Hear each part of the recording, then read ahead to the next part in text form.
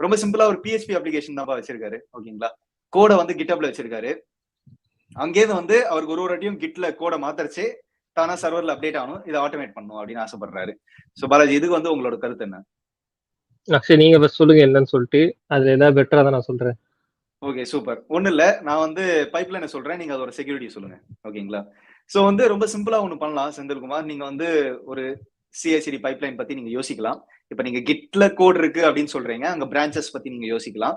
அங்கேயே நீங்க வந்து டாக்ஸ் பத்தி யோசிக்கலாம். ஓகேங்களா? அதுக்கு அடுத்தது வந்து நீங்க பாத்தீங்கன்னா, அங்கேயிருந்து அந்த வந்து ஒரு ஒர்க் ஃப்ளோல இப்போ ஃபர்ஸ்ட் வந்து நம்ம அந்த PHP அப்ளிகேஷனை பில்ட் பண்றோம்.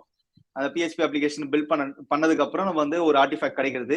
அந்த ஆர்டிஃபேக்டை வந்து நம்ம எடுத்துட்டு போயிட்டு நம்ம வந்து ரொம்ப சிம்பிளாவே ஒரு EC2 இன்ஸ்டன்ஸ்குள்ள SSH அடிச்சே, லைக் SSH அடிச்சே நம்ம வந்து காப்பி அடிச்சிடலாம் அந்த ஆர்டிஃபேக்டை.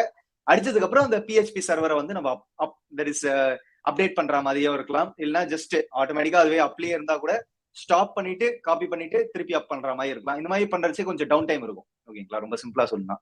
இல்ல இதுக்கு அடுத்தது வந்து அந்த PHP அப்ளிகேஷனையே கண்டெய்னரைஸ் பண்ணி, அதுக்கு அடுத்தது வந்து நீங்க கம்போசர் அந்த மாதிரிலாம் நீங்க யூஸ் பண்றீங்கன்னா கண்டெய்னரைஸ் பண்ணி அதை அப்படியே எடுத்துட்டு போயிட்டு நீங்க திருப்பி வந்து ஒரு டாக்கர் கண்டெய்னர் ரன் பண்ணலாம். அது வந்து டாக்கர் கிளஸ்டரா இருக்கலாம், ECS கிளஸ்டரா இருக்கலாம். ECS கிளஸ்டரா இருந்தா அப்டேட் சர்வீஸ் அடிக்கலாம். தட் இஸ் புது கண்டெய்னர் அப் ஆனதுக்கு அப்புறம் தான் பழைய கண்டெய்னர் டவுன் ஆகும். ஸோ டவுன் டைம் இருக்காது.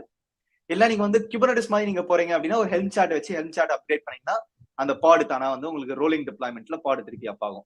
ஸோ இந்த மாதிரி நிறைய டிஃப்ரெண்ட் ஆப்ஷன்ஸ் வந்து நீங்க ஒரு CI/CD பைப்லைன் வழியா நீங்க பண்ணலாம். ஸோ CI/CD பைப்லைன்னா என்னன்னு ரிசர்ச் பண்ணுங்க.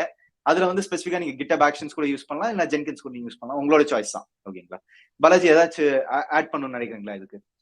ஓகே ஓகே, ஒரு சின்ன சின்ன பாயிண்ட் நீங்க சொன்னதுனால. ஸோ இப்போ நீங்க அக்ஷய் சொன்ன மாதிரி ஒரு டாக்கர் கண்டெய்னர் ரன் பண்றீங்க, ஏன்னா உங்க அப்ளிகேஷனை பில்ட் பண்றதுக்கு டாக்கர் கண்டெய்னர் யூஸ் பண்றீங்கன்னா, இப்போ அக்ஷய் ஒரு 2-3 வீடியோ முன்னாடி போட்ட மாதிரி டாக்கர் ஸ்கேனிங் வச்சுக்கலாம். ஸோ ஒரு சின்ன செக்யூரிட்டி வல்னரபிலிட்டி உங்க அப்ளிகேஷன்ல இருக்குது, இல்ல உங்க PHP அப்ளிகேஷன்ல யூஸ் பண்ற லைப்ரரிஸ், ஃபார் எக்ஸாம்பிள் கம்போசரா இருக்கட்டும், அதுல ஏதாவது லேட்டஸ்ட் ரிலீஸ் வெர்ஷன்ஸ்ல ஏதாவது ஒரு வல்னரபிலிட்டி இருக்கு அப்படின்ற மாதிரிலாம் இருந்துச்சுன்னா, நீங்க வந்து அந்த பில்ட் பண்றதுக்கு முன்னாடி ஸ்டேஜ்ல வந்து ட்ரிவியோ அந்த மாதிரியான டூல்ஸ் நீங்க யூஸ் பண்ணீங்க அப்படின்னா இன்னும் கொஞ்சம் ஒரு செக்யூர்டான கோட் தான் உங்களுக்கு டிப்ளாய் ஸ்டேஜ் போற மாதிரி நீங்க பாத்துக்கலாம். Right, super super. அது தவிர்த்து கண்டிப்பா இன்னொரு ஆஸ்பெக்ட் வந்து SAST நம்ம ஆல்ரெடி பேசியிருப்போம் முன்னாடி நிறைய வாட்டி. ஒரு சோனார் கியூப் இப்போ ஸ்டார்டிங் ஆஃப் த வீடியோல கூட நம்ம பாலாஜி வந்து வெரகோட் அப்படின்னு சொல்லிட்டு ஒன்று சொன்னாரு, அதை ரிசர்ச் பண்ணிட்டு இருந்தாரு. ஸோ அதை பத்தி எல்லாம் கூட நீங்க கண்டிப்பா நீங்க எடுத்து பார்க்கலாம். ஓகேங்களா? ஸோ பேசிக்கா நீங்க வந்து டெவாப்ஸ் படிக்கணும் இதுக்கு. ஏன்னா நீங்க வந்து கண்டிப்பா ஒரு PHP டெவலப்பரா இருக்கீங்க. ஸோ கண்டிப்பா நீங்க ஆபரேஷன்ஸ் ஆஸ்பெக்ட்ல கொஞ்சம் நிறைய கான்சென்ட்ரேட் பண்ணுங்க, நல்ல கிளாரிட்டி கிடைச்சிடும். ஓகேங்களா?